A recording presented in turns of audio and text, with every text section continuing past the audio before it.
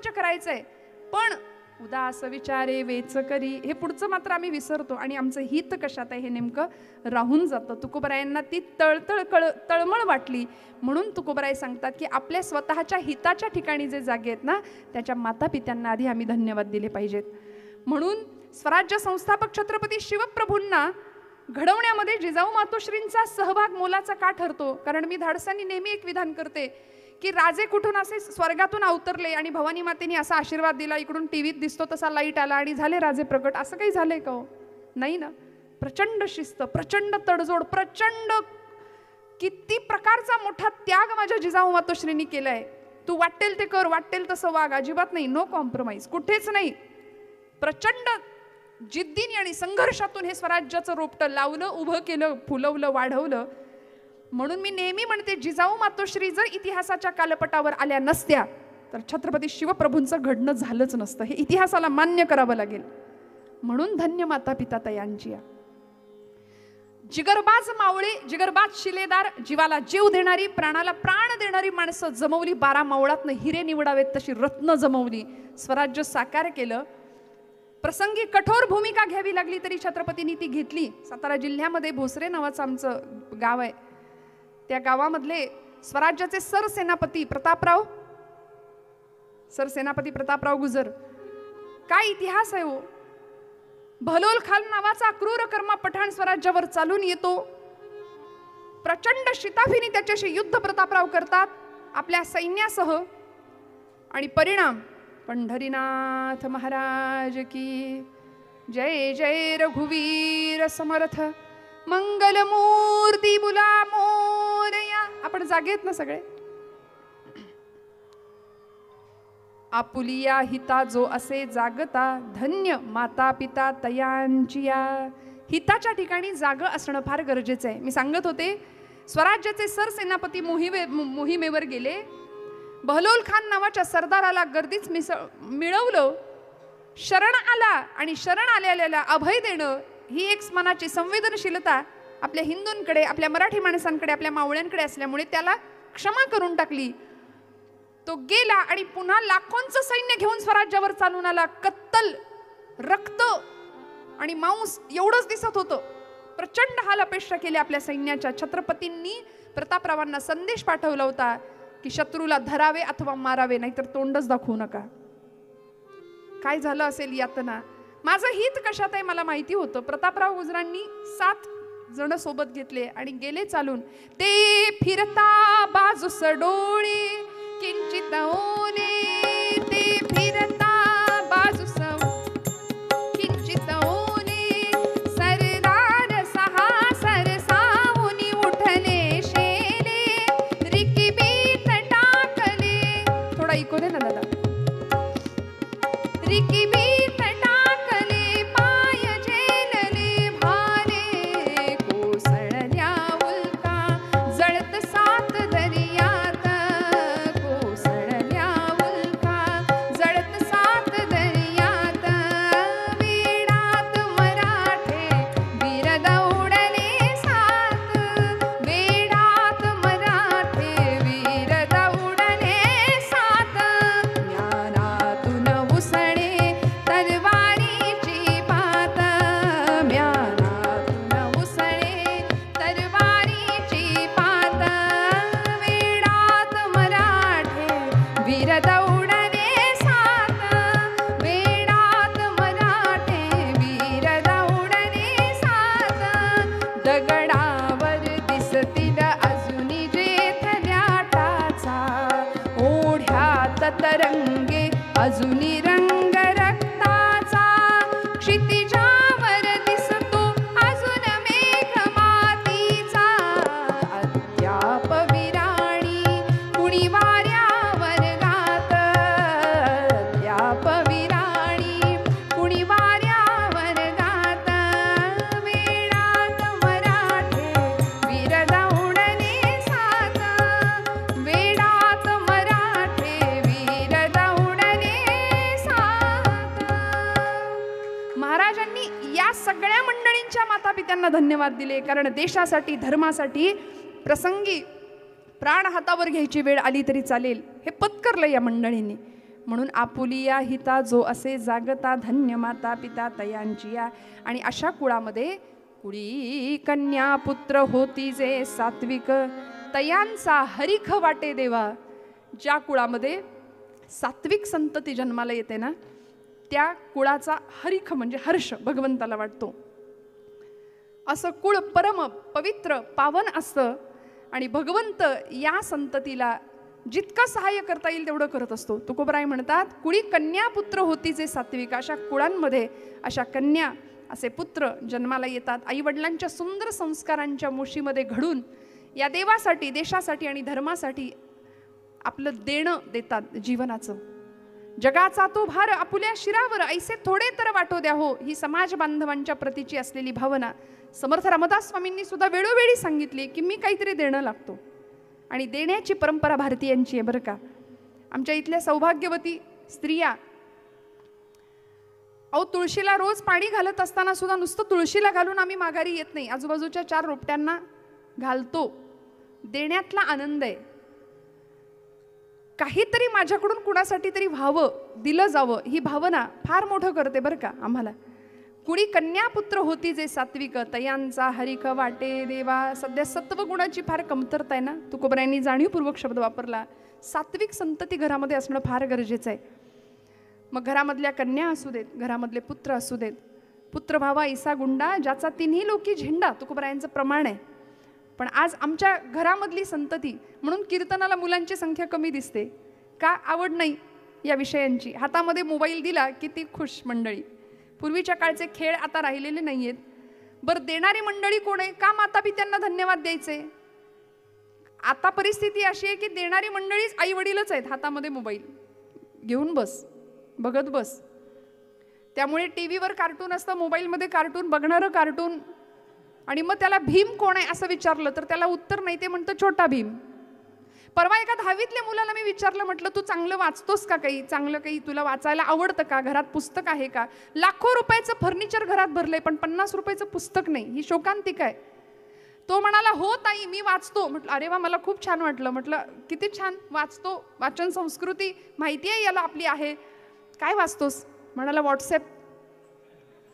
इतके मेसेज येतात म्हणे ताई, मला दिवस कमी पडतो, इतके वाचतो मी, इतकं वाचतो. म्हटलं ठीक, मग आता हे इतकं तुझं वाचन प्रगाढ आहे, व्यासंग इतका आहे, मग आता तुला जर PhD करायची असेल तर इंस्टाग्राम, फेसबुक हे वाढवायला लागेल नाही का वाचन यावरचं. आम्ही कुठे चाललो श्रोते हो. म्हणून तरुण मंडळी कीर्तनाला असावीत अवजड काका. मी खूप प्रत्येक वेळी माझी मनापासून तळमळ असते, कारण भगतसिंग, राणी लक्ष्मीबाई, महाराणा प्रताप हे विषय तरुणांसमोर सांगायचे की 60-70 ओलांडल्या व्यक्तींसमोर सांगायचे. कारण आता 70 ओलांडल्यांनी हातामध्ये जपमाळ घ्यावी, मस्त नामस्मरण करावं. पण ज्यांच्यासमोर स्वामी विवेकानंद सांगण्याची गरज आहे तीच मंडळी जर समोर नसतील तर आपण आटापिटा करायचा कशासाठी हा प्रश्न पडतो. चंगळवाद, भोगवाद, व्यसन आणि फॅशन या सगळ्यामुळे पूर्ण रसातळाला निघालेली आमची तरुणाई पाहिली की कधी कधी वाईट वाटतं. शिवजयंतीसाठी धडपडणारी आमची तळमळीनी शिवजयंती साजरी करणारी मुलं तीच शिवजयंती करताना डीजेच्या तालावर नाचतात. गणपती बाप्पाचा उत्सव आला की तो विघ्न हरताय, पण त्याच्यावरच त्याच्या मिरवणुकी दिवशी केवढं मोठं विघ्न येतं. तो विघ्न हरताय पण त्याच्यावरच आलेलं विघ्न त्यांनीच ऐकायचं, बाई वाड्यावर या मिरवणुकीत. म्हणजे आणताना शांततेत येतो, वास्तविक उलट झालं पाहिजे की नाही. आणताना नाचत आणा ना त्याला, आणताना शांततेत ते आणतात आणि नेताना मग नको तो प्रकार बाप्पाला सहन करावा लागतो. हे त्याच्यावर आलेलं विघ्न आहे. नवरात्र उत्सव असू दे, या सगळ्या उत्सवांच्या परंपरा संतांनी आम्हाला तुमच्या माझ्या हितासाठी दिल्यात. मी अभंगाकडे येते. आपुलिया हिता जो असे जागता धन्य माता पिता तयांची. याचं कारण एकच आहे की तुम्हाला मला हित नेमकं कशात आहे हे कळत नाही. संतांनी आम्हाला आमच्या हिताची संकल्पना समजावून सांगितली. हित ते करावे देवाचे चिंतन. देवाचं चिंतन करायचं म्हणजे फक्त रामनाम घेत बसायचं का? फक्त हातात जपमाळ घेऊन टाळकुटत मंदिरात बसायचं का? नाही. प्रत्यक्ष प्रभू रामचंद्रांवरती ज्या ज्या वेळी संकट आलं त्यावेळी त्यांनी काय केलं? आपला पुरुषार्थ सिद्ध केला, जीवन असं समोर ठेवलं आणि स्वतःचा परिचयच दिला. हो प्रभू रामचंद्रांनी आत्मानम मानुषम मन्ये रामम दशरथात्मज. मी दशरथाचा आत्मज आहे. मनुष्यत्वाच्या सगळ्या मर्यादा मला लागू पडतात. मी माणूस म्हणूनच जन्माला आलोय, अवतार घेतला. ही प्रभूंनी स्वतःची आयडेंटिटी दिली आम्हाला. मी असा आहे. आणि इकडे उलट भगवान गोपालकृष्णांकडे जाऊया. भगवंत स्वतःची आयडेंटिटी सांगतात, सर्व धर्मान परित्यज्य मामेकम शरणम व्रज, अमर्याद पुरुषोत्तम. 16,108 पत्नी असून सुद्धा मी ब्रह्मचर्य अबाधित राखलं असेल तर उत्तरेचा गर्भ वाचेल, ही प्रतिज्ञा करण्याचं सामर्थ्य फक्त गोपालकृष्णांकडे, फक्त.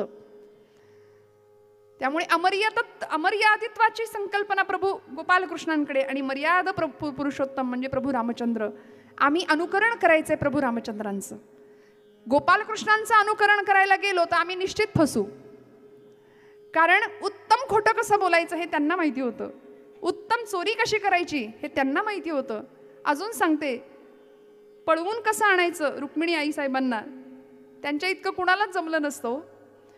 त्यामुळे अनुकरण नाही, आदरणीय चरित्र भगवान गोपालकृष्णांचं. भगवंतांची कृष्ण नीती समजून घ्यावी. धुरंधरपणा, नेतृत्व, राजकारण, धर्मकारण हे सगळं. म्हणून गोपालकृष्ण कळले कुणाला, प्रभू रामचंद्र कळले कुणाला, तुम्हाला मला नाही कळत, छत्रपती शिवप्रभूंना कळाले. सांगणारी आई होती, संस्कार करणारी माता होती. लहानपणापासून रामायण महाभारताच्या कथा कानावर पडत होत्या. आपुलिया हिता जो असे जागता, धन्य माता पिता. अभंग खूप मोठा आहे 4 चरणांचा. असं म्हणतात सगळा अभंग कधीच सुटत नाही एका कीर्तनात, आणि अभंग सुटूच शकत नाही, कारण तुकोबरायांना काय म्हणायचे हे आपल्याला कसं कळणार, कुठल्या भावावस्थेमध्ये तुकोबरायांनी अभंग लिहिला असेल किंवा संतांनी, हे आपण कसं जाणू शकणार.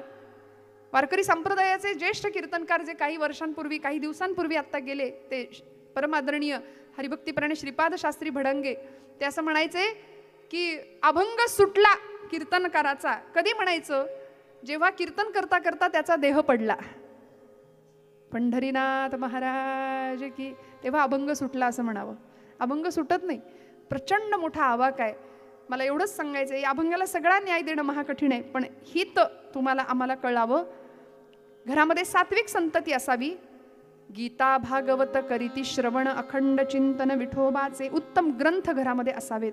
त्या ग्रंथांचं सतत आम्ही पठण, वाचन, चिंतन, मनन करावं, निदिध्यासन करावं, चिंतन करावं. पण आता झालंय असं की आमच्याकडे सगळ्यांच्या घरामध्ये ज्ञानेश्वरी आहे, गाथा आहे, दासबोध आहे, भागवत आहे, मी असं समजते. आहे ना? हो म्हणा, जाऊ द्या, आत्तापुरतं तरी आहे ना, निश्चित आहे. पण आम्ही ती ज्ञानेश्वरी अशी आवडून करकचून बांधून ठेवली आहे की ती बाहेरच यायला तयार नाही. म्हणजे ती बाहेर येईल तर शपथ. अहो, डॉक्टरांकडे गेल्यानंतर डॉक्टर आम्हाला प्रिस्क्रिप्शन देतात. दुखणं आल्यानंतर एरवी कधी न आठवणारा डॉक्टर नावाचा देव आपल्याला त्या दिवशी आठवतो. मग आम्ही जातो, 4-5 दिवसांचा जो काही कोर्स असेल तो मेडिकलमध्ये जाऊन औषधं घेऊन येतो, आणि आपण देवापुढे ठेवून त्याच्यावर हळदी कुंकू आपलं वाहून टाकतो, बरं वाटावं म्हणून. बरोबर ना? असंच करतो ना आपण. काय करतो आपण? प्रामाणिकपणे श्रद्धेने डॉक्टरवर विश्वास ठेवतो, ज्याच्याकडे चांगला गुण येतो त्याच्याकडे जाऊन ती औषधं घेतो, 4 दिवस कोर्स पूर्ण करतो. का? कुठेतरी आतमध्ये विश्वास आहे की बरं वाटलं पाहिजे. मग डॉक्टरवर विश्वास आहे, एखाद्या अंतराळवीरावर विश्वास आहे, तो सांगतो तिथे काय आहे. आपण बघितलंय का? आपण म्हणतो, कुणी आपल्याला असं म्हटलं हे विष आहे बरं का, हे प्यायलं तर माणूस मरतं, असं जर कोणी सांगितलं तर आपण असं म्हणतो का, बघू बरं मला 2 थेंब दे, मी कुठं प्यायलंय. पण आपण विश्वास ठेवतो की हे पॉयझन असेल बरं का बाबा, लांब राहूया याच्यापासून. मग विषावर विश्वास ठेवतो, डॉक्टरवर विश्वास ठेवतो.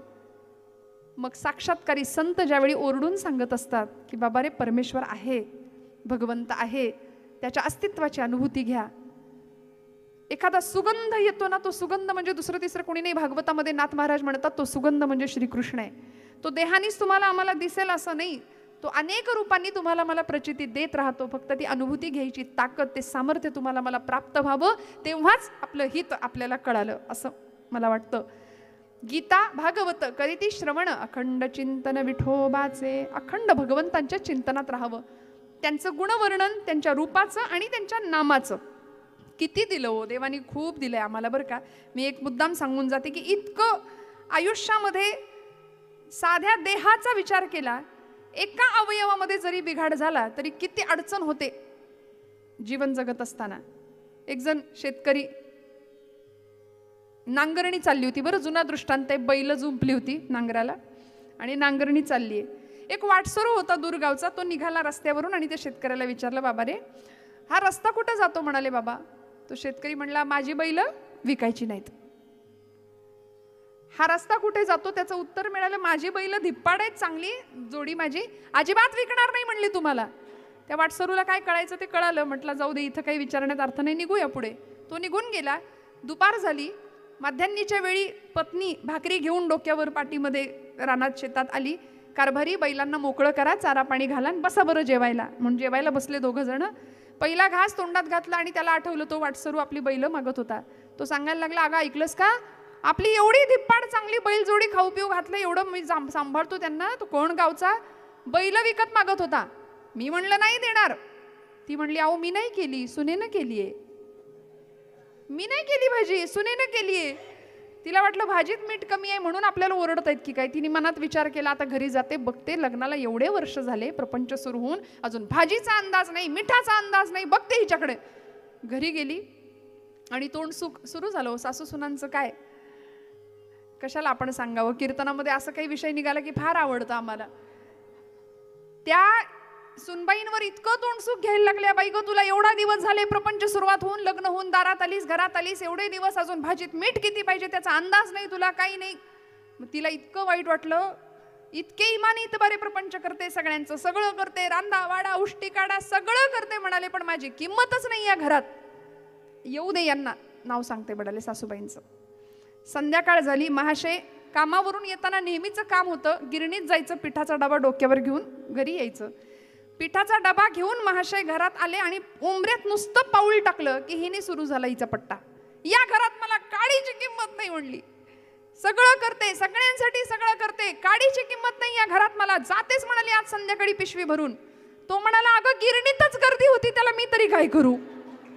पंढरीनाथ महाराज की. अशी गंमत आहे की नाही. साधा प्रपंच इतकं दिलंय, एका अवयवात बिघाड झाला. विनोदापुरता विनोद आपण सोडून देतो, सिद्धांत पक्का व्हावा याकरता दृष्टांत असतो. आपण काय करतो, दृष्टांतच घरी नेतो आणि अभंग विसरतो कुठला होता तो. तसं नसावं.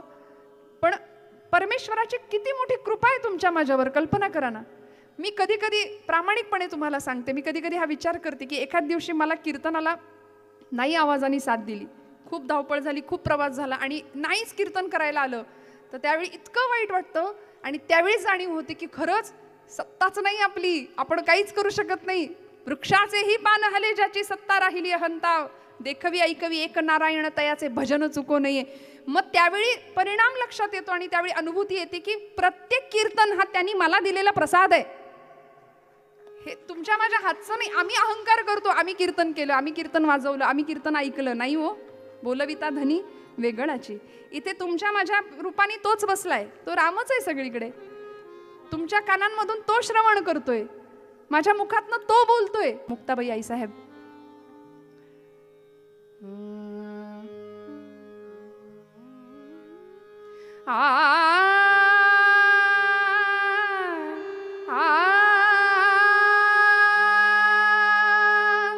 अधर धरे मोहन मुरली पर. मंजुळ बासरीचा स्वर कानावर ऐकू यावा, अनाहत नाद ऐकू यावा. इंद्रायणीचं जळ स्तब्ध वाहतंय, रात्रीची वेळ. अधर धरे मोहन मुरली पर, होठ पे माया बिराजे,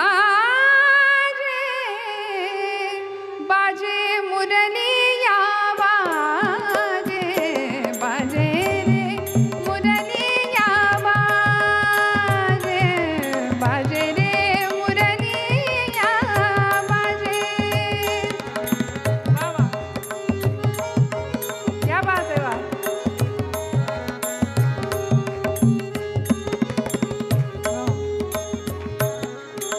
हरे हरे बास की बनी मुरलिया, हरे हरे बास की बनी मुरलिया.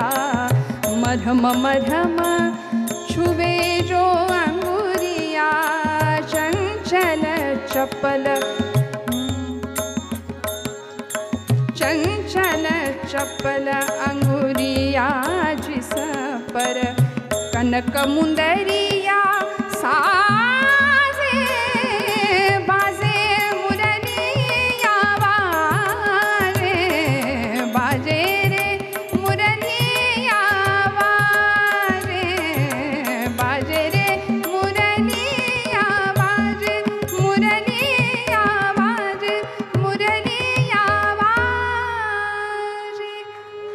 सुंदर बासरीचा मंजूळ स्वर कानावर पडतोय. रात्रीची वेळ, निबिड अंधकार आहे. इंद्रायणीचं जळ स्तब्ध वाहतंय, शीतल. आणि अशा परिस्थितीमध्ये विठ्ठलपंत आणि आई रुक्मिणी माता, एकीकडे पतिधर्म होता, पत्नी धर्म होता, पातिव्रत्य होतं. धर्मपीठाने देहांत प्रायश्चित्ताचं शासन दिलंय.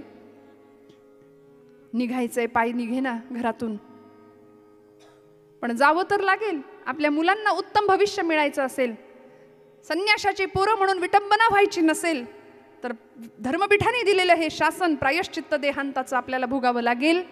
म्हणून आई रुक्मिणी माता आणि विठ्ठलपंत दोघांनी निर्णय घेतला, जायचं. चौघांच्याही पोरांच्या अंगावरचं पांघरुण सरळ केलं. निवृत्तीच्या मस्तकावरून हात फिरवला. जागे झाले निवृत्तीनाथ. नाथा, निवृत्तीराया, आपल्या तीनही भावंडांना सांभाळ हो. आई रुक्मिणी माता सांगतीये, माझ्या मुक्ताईच्या ममताळूपणाचा अंत नाही लागणार. सनकांडी आहे, गरम होते जरा, पण सांभाळ हो तिला. माझ्या ज्ञानाला सांभाळ, माझ्या सोपानाला सांभाळ.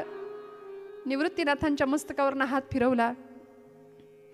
मुक्ताईचे भुरभुरते केस सरळ केले. मुक्ताईच्या गालावरनं हात फिरवला. ज्ञानोबांच्या मस्तकावरनं हात फिरवला. पाय निघे ना विठ्ठलपंत दारात उभे आहेत. रुक्मिणी, चल मोहाला आवर, वात्सल्याला आवर घाल, चल चल.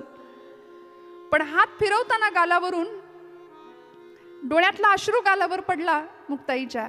झोपेतच असा पुसून टाकला. कळलं, वात्सल्य पुसलं गेलं. आता निघूया. ज्ञाना, कोण घेईल जगाचा कैवार? कोण सांभाळेल समाजाला? कोण जगातल्या प्रश्नांची उत्तरं देईल? आणि ज्ञानोबांनी एका कुशीवर वळताना डोक्याशी ठेवलेल्या भगवद्गीतेवर हात पडला. रुक्मिणी आईला उत्तर समजलं. घेतला माझ्या ज्ञानोबांनी कैवार. भगवद्गीतेवर हात ठेवला. 9000 ओव्यांच्या रूपाने पुढच्या काळात ज्ञानेश्वरी जन्माला आली. नेवाशाच्या मंदिरात शब्द घुमले. सच्चिदानंद बाबांनी लिहून काढली आणि मराठी भाषेचं देशिकार लेणं ज्ञानेश्वरीच्या रूपाने तुमच्या माझ्या घरात आलं. विलक्षण त्याग, विलक्षण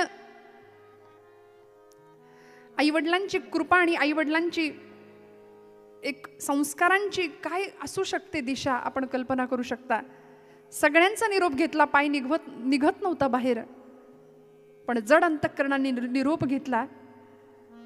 अंधार काळीत चिरून टाकत होता. अशा अंधारामध्ये कुत्र्यांचं किंचाळणं कानावर येत होतं. आणि त्याच अवस्थेत इंद्रायणीच्या काठाशी दोघं जण आली डोहाजवळ. क्षणाचाही विलंब न लावता पांडुरंग हरी वासुदेव हरी नामस्मरण करावं आणि धाड धाड एका पाठोपाठ इंद्रायणीमध्ये उड्या घेतल्या. वलय उठली पाण्याची. कितीतरी वेळ पाण्याची वलय उठत होती. स्तब्ध झाली इंद्रायणी, शांत झाली. आणि अशा परिस्थितीत रात्र संपली, पहाट झाली. निवृत्तीनाथांना माहिती होतं सगळं. 4 वर्षाच्या आमच्या मुक्ताबाई आईसाहेब होत्या. 4 वर्षाची फक्त परकरी पोलक्यातली मुक्ताई डोळे चोळत चोळत बाहेर आली जाग आल्यानंतर. आणि पहिला प्रश्न निवृत्ती दादाला विचारते, दादा दादा आई कुठे आहे? दादा माझी आई कुठे आहे? निवृत्तीनाथांनी जवळ घ्यावं मुक्ताला. 4 वर्षाचं कोवळं वय. मांडीवर बसवलं. दादा मला झोका देणार आहे म्हणून असं उभं राहायला सांगावं. एका बाजूला सोपान काका, एका बाजूला मुक्ताबाई. छान झोके द्यावेत दोघांना निवृत्तीनाथांनी. दादा सांगणार आहे आई कुठे गेली? दादा आई कधी येणार? आई कुठे गेली? सांगणार आहे. निवृत्तीनाथांनी सांगावं, मुक्ता आपली आई देवा घरी गेली ग. ती तर रोजच जाते म्हणाली. सिद्धेश्वराला जाते, अश्वत्थ वृक्षाला फेऱ्या मारते, प्रदक्षिणा घालते. आत्ता येईल दादा. रडतोस काय? येईल आत्ता. ब्रह्मचित्कला होती. साक्षात ब्रह्म चैतन्य स्वरूपामध्ये आलं होतं आदिशक्ती. आत्ता येईल म्हणाल्या. निवृत्तीनाथांनी सांगावं, मुक्ते आपली आई कधीच न येण्याकरता गेली. आपले बाबा कधीच न येण्याकरता गेलेत. आणि बांध फुटला निवृत्तीनाथांचा इतका वेळ अडवलेला. ज्ञानोबांना सावरावं, सोपानाला सावरावं, मुक्ताईला सावरा की स्वतःला सावरावं कळेना. अंतर्मुख असलेले निवृत्तीनाथ आत्ता बांध सुटला. आणि 4 वर्षाची मुक्ताई निवृत्तीनाथांच्या डोक्यावरून हात फिरवते. दादा आई गेली म्हणतोस, मग आता तुला आई कुठली रे? 4 वर्षाच्या मुक्ताई आईसाहेब. निवृत्तीनाथांना अजून व्याकुळता प्राप्त झाली, अजून विव्हळ झाले. आणि मुक्ताईला असं कुशीत घेतलं, डोक्यावरून हात फिरवला आणि सांगितलं, मुक्ता माझी आई नाही गेली. आजपासून तू माझी आई. आजपासून तू आमची आई.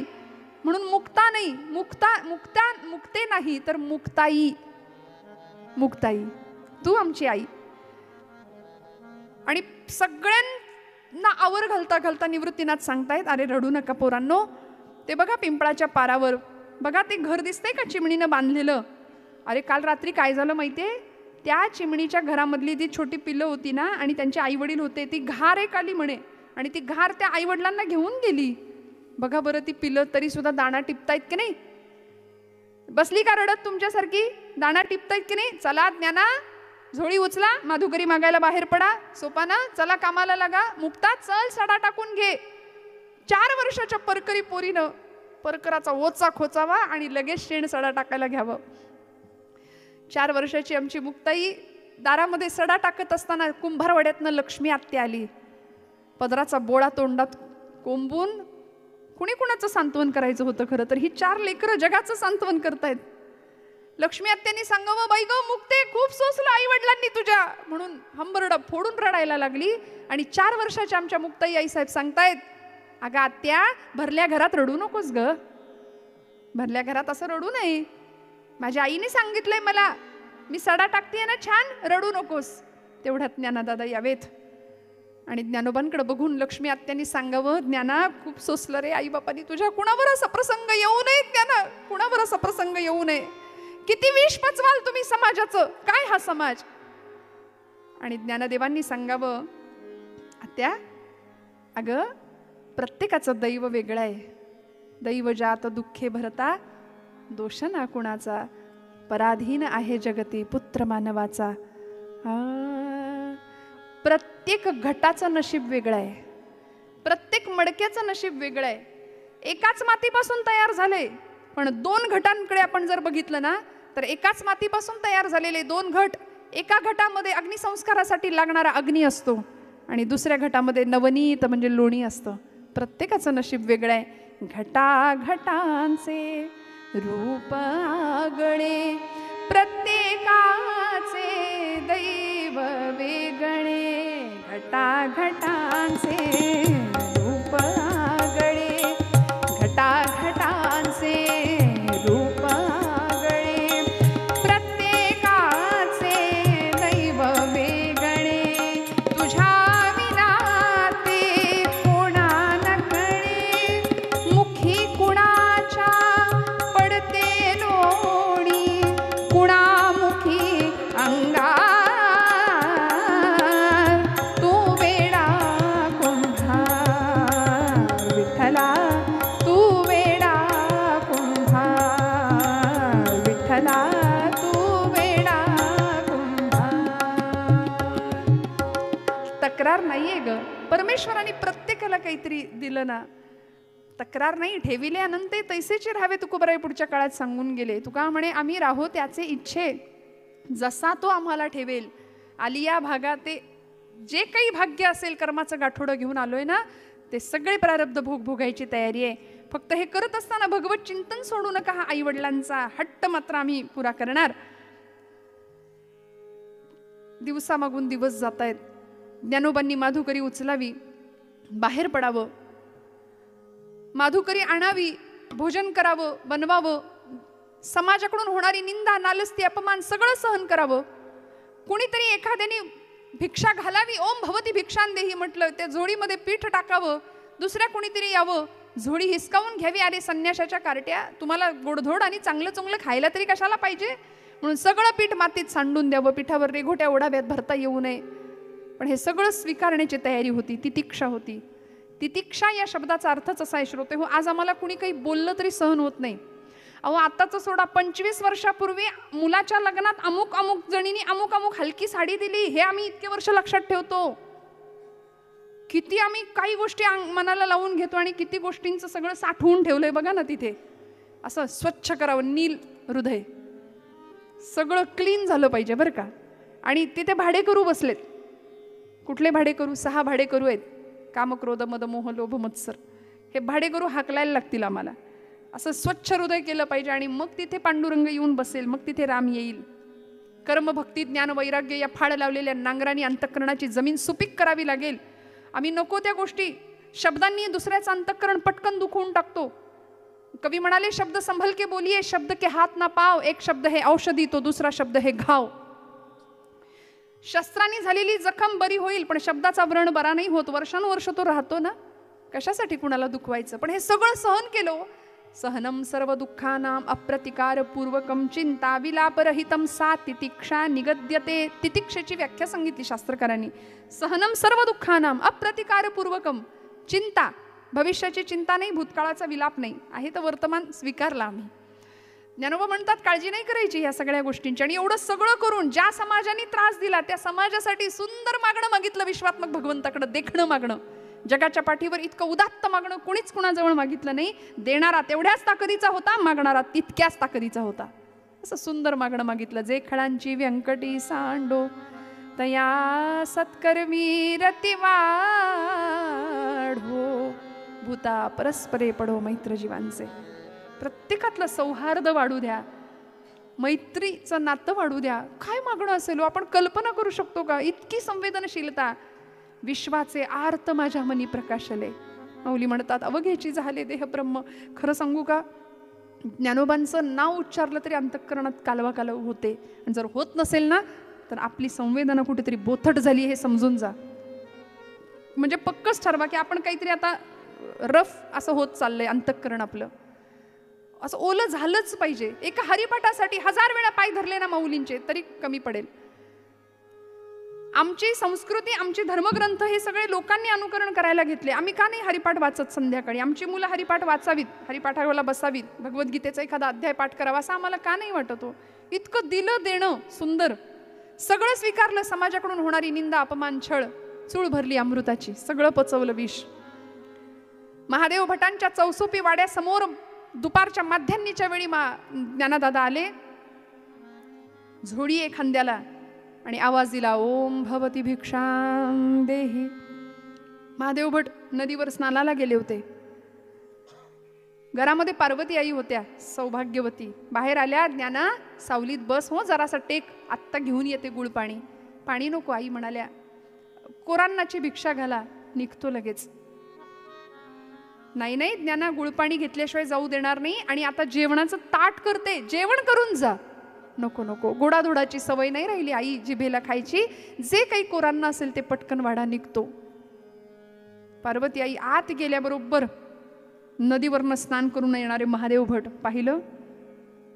आणि ज्ञानराज समोर दिसल्याबरोबर आधीच आग, त्यात आगीत आग पडली. आगडोंब उसळला. तळपायाची आग मस्तकाला गेली. अरे संन्याशाच्या कार्ट्या, का रे तुम्हाला किती वेळा सांगितलं शिवहरे शिवहरे? विटाळ झाला. म्हणाले आत्ता स्नान करून आलो आणि तुझी सावली अंगावर पडली, चल हो बाजूला. काय अंतःकरणाला पीळ बसत असेल. आई वडिलांनी देहांत प्रायश्चित्त घेऊन सुद्धा पुन्हा वाट्याला हीच दशा. पुन्हा लोकांचा अवमान, अपमान, संताप सगळं सहन करायचं चाललंय. काय वय होती हो, काय वय होती.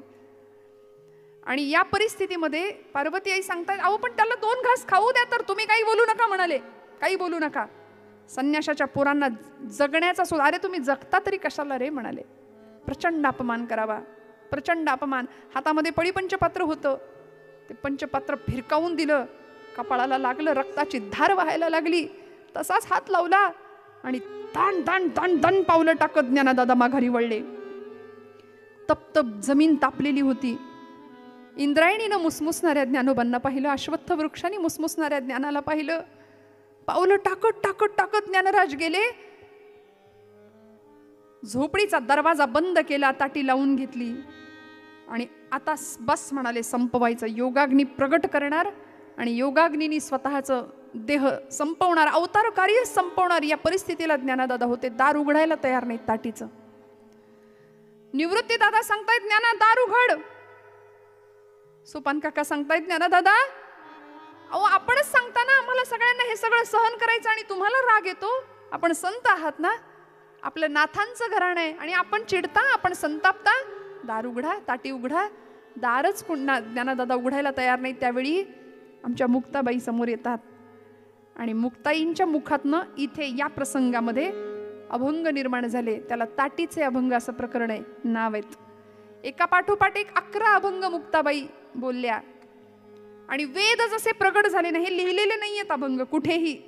वेद जसे अपौरुषेय आहेत प्रगट झाले, तसं मुक्ताबाईंचे अभंग प्रगट झाले.